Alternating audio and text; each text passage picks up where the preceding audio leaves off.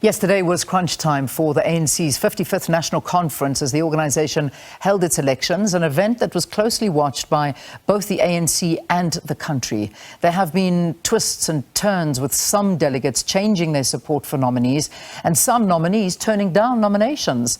Now, some of the most noticeable incidences were Mzwandile Masina's withdrawal of his candidacy for Treasurer General and Lindiwe Sisulu's failure to meet the required 25% threshold required to make it onto the voting paper after she accepted a nomination to become Treasurer General. Well, political analyst Asanda Ngoasheng joins us now to discuss these and more events that unfolded at Nasrec this last weekend. So, Asanda, good morning to you. I mean, it really has been,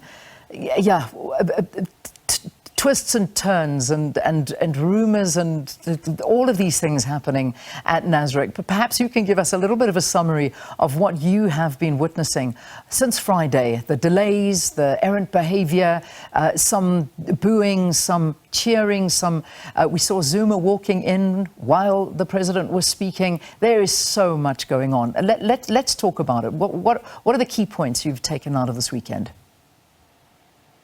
Good morning, and thank you so much for having me, Leanne. What's been really interesting to watch is how, in some ways, this particular conference is so reminiscent of Limpopo. You know, there's a lot, you've got an incumbent who seems quite comfortable, who seemed quite confident going into the election. And now as the conference unfolds, you're seeing that there's a high possibility that he could be removed because provinces are changing allegiance, and he himself seems to have changed, or at least is alleged to have changed his slate, which has led to some powerful provinces having changed their slate. So we know that in the ANC, at this present moment, the biggest provinces are KZN, Limpopo, and the Eastern Cape. And these are the provinces that both of the two rivalries are gunning for in order to be able to meet the threshold and to basically win this election. I think what's been interesting for me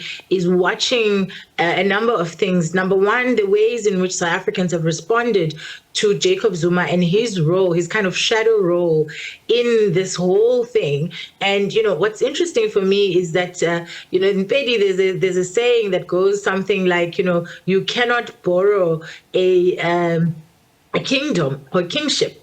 And what's interesting is seeing how Jacob Zuma has become, once again, the central figure, and yet the person whose name is on the ballot is Mzwandile Masina. So it's going to be interesting how the dynamics between Jacob Zuma and Mzwandile Masina play out, should Mzwandile Masina be the one who wins. What's been interesting to watch on Twitter and in other spaces is the ways in which people have said they're simply tired of Jacob Zuma and his antics. We know particularly when that letter came out saying that there were criminal charges from his foundation, people really were not happy with that and really were quite actually irritated, and many were calling for, you know, whoever is in charge of our legal processes and institutions to actually charge him for abuse of power, abuse of legal power. And of course, that's the line that Cyril Ramaphosa then himself went for, calling out Zuma and saying he was abusing legal process and calling for him to drop these charges by today, a deadline that he has said basically he's not going to meet. And he interestingly asked for an extension. I'm not sure an extension to do what, but, you know, we're going to see today what that's going to mean. But what's also been interesting to watch is how people are saying that, you know, on the one hand, people are saying, we're tired of Cyril Ramaphosa, he needs to go. This isn't even about Zweli. This is just about removing Cyril Ramaphosa. His presidency has been the worst that we've seen, and we just want a reprieve and some change. On the other hand, others are saying, let them elect Mzwandile Masina, because that is definitely going to be the death knell on the ANC. He's definitely going to be the president that is going to kill the ANC, because come 2024, we will not vote for the ANC because they've shown us this face. But what is clear is that this is the most divided the ANC has ever been in its entire history, just even in terms of the inability to, you know, allow the president to deliver his political report, in terms of the kind of very close contact ideological conflict that is going on. So we've seen this kind of contestation before, but I think this is the most fraught that we've seen it. I saw a video of some people telling Gwede Mantashe, you're not coming back. It doesn't matter how much you bribe us. You could give us R1 million. It doesn't matter. You're just not coming back. Yeah. And the smear campaigns on both sides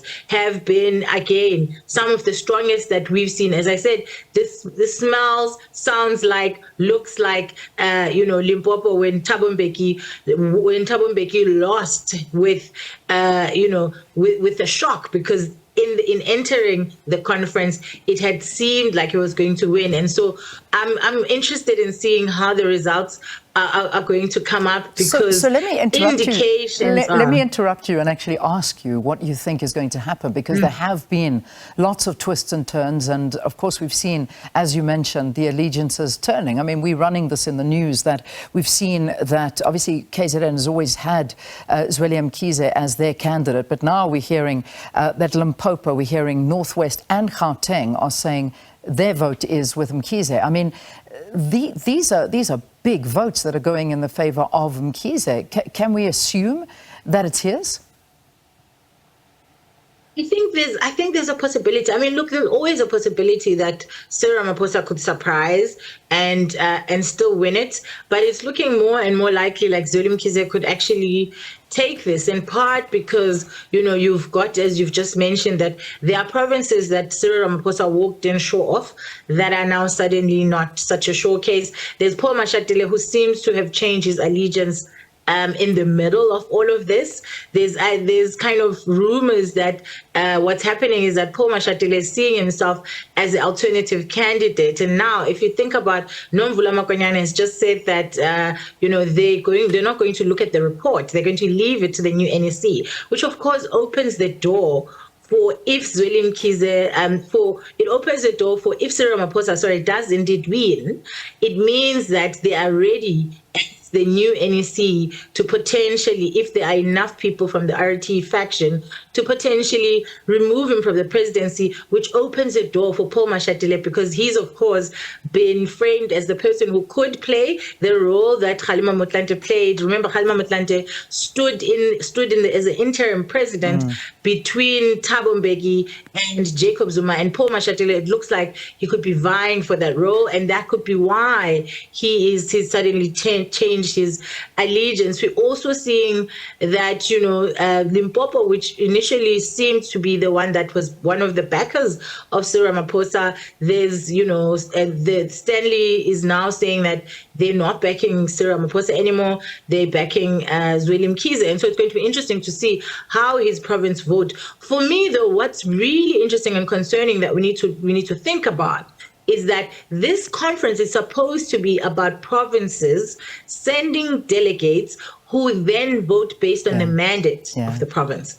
And what seems to be happening is that it sounds like the very delegates that have been sent are coming into conference with one vote and maybe walking out of conference having executed another vote. And so if this is the case, it's going to be interesting to see how branches then hold the people who they've sent accountable for switching the vote at the last minute. Or it could potentially also be that votes are still being discussed within branches. Branches are changing their mind, and it's not just the figureheads that are changing. But we won't know any of that, of course, until we actually see the final results. But I do think that the response, should Mzwandile Masina win, might be one that is negative in terms of the markets. It might not respond as positively because of the way in which Mzwandile Masina left the cabinet when he was our health minister, and because of his closeness and his association with Jacob Zuma, who of course we know decimated South Africa. And we still have the case as was articulated in the political report of the ANC, that there are 97 members of the ANC who still need to be dealt with by the Integrity Committee who were mentioned in state capture. So there's all this unfinished business, which some are saying Cyril Ramaphosa must come back and clean house and make sure that those 97 are removed, and others are actually actually saying that's exactly the reason why he's not going to win the vote, because those 97 are pushing to make sure that Zweli wins, so that they can also... There's also the issue that the president has got a whole host of charges against him. I mean, let's not put Phala Phala aside. So as much as we can look at Zweli and we can look at all the others, there is still the issue of Phala Phala that needs to get to. But Asanda, very quickly, I just want to ask you a couple of questions, if you can keep your answers a bit shorter. If we look at the issue of the flip-flopping and the sudden changes, I mean, obviously you go to the conference with a mandate to vote in a certain way and things are changing. There's also been a lot of talk of the fact that there's been money changing hands and a lot of bribery that is happening. We've heard that at previous elective conferences as well. What role does this play? I mean, are these just rumors, or are these things that actually do happen? I mean, some people actually come and very openly talk about prices that are paid for votes. I think that the ANC has become a political party where money talks, and I do think that there is money that exchanges hands, and I do think that this has an impact. And I think we've seen in previous elections that at times it becomes not about who is the best candidate, but about who has the biggest wallet and who is able to go deeper and who is able to produce money that then allows the delegates who have been sent to kind of switch their vote to whoever the highest bidder is. And this is why, I mean, we've even heard people saying, take their money, but go and vote, with your conscience, or vote for whoever it is that you were going to vote for. It's interesting, though, that the allegations, over the past 2 elections have been that it's Cyril Ramaphosa's people who are bribing, which I don't believe that. I believe there's money exchanging hands from Cyril Ramaphosa's camp, there's money exchanging hands from Zweli Kiza's camp. And so I think that, the delegates are going to walk away the biggest winners, in the sense that they're going to have the most cash, with each side literally stuffing their pockets with as much money as they can to kind of make them or sway them towards their side. And this is the problem with having an inherently corrupt political party, is that it's no longer about ideology. It's no longer about ethics. It's now about money and who can exercise power and who has access to money to be able to swift and change people. And I think, the reason why I highlighted the 97 is precisely because the ANC right now, the top two, you've got Digital Vibes on the one side with Zweli Mkhize facing and having to answer for that. On the other side, you've got Cyril Ramaphosa with Phala Phala. You've got Paul Mashatile, who himself is not a keen candidate. He's had many scandals. And just yesterday, I was talking about how, he spent 96,000 rands in the early 2000s at a Burj Michal. And when, there was a media scandal about it, he went back and spent 108,000. And so this is a character who actually doesn't care much for, the ethics that we as South Africans, as South African voters, as South African citizens care about. But in the ANC, all of those things mean nothing. If you look at, the top 7, each and every single person there are some question marks and there's some scandal that can be unpacked about each and every single one of them. And so it's becoming difficult to make a decision based on ethical leadership. There's nothing to do with ethical leadership. This is about how you can get as close as possible to the lines of power, so that the lines of patronage that is the oil that moves the ANC continues to move. And we as South African voters and South African citizens are going to be the ones who are going to be the biggest losers, because we're not going to get the best candidate, but we're going to get the candidate that fought the hardest, and we're going to get the candidate that has promised, enough people whatever it is that they want. If you look at even the reasons for why people are changing allegiance, it's actually quite scary. How open people are about the reasons, because you would think that they would provide more reasons around changing their mind about the particular person's ability to govern or anything like that, but it's got nothing to do with that. All right, let's leave it there. Asanda, political analyst Asanda Ngoasheng, discussing the ANC's conference and what has transpired so far.